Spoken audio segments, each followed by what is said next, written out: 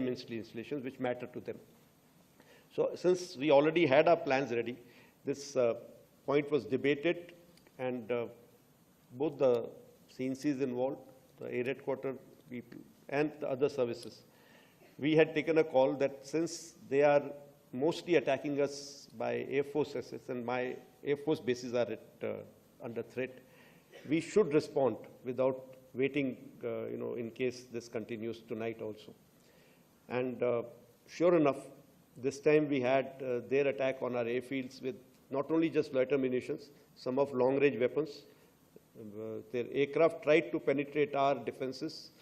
Our air defense systems have done a wonderful job. The S-400 system, which we had recently bought, has been a game changer. The range of that system has really kept their aircraft away from their weapons like, those long-range glide bombs that they have. They've not been able to use any one of those because they've not been able to penetrate this system. And during our first night, sixth, seventh night, also air defense system had ensured that when they did their repost, their fighter aircraft was threatened. That time they had come with some of those long-range weapons which they were able to penetrate into our defenses in Balakot time, if you remember. Some of the army, some of the bombs had fallen very close to army area.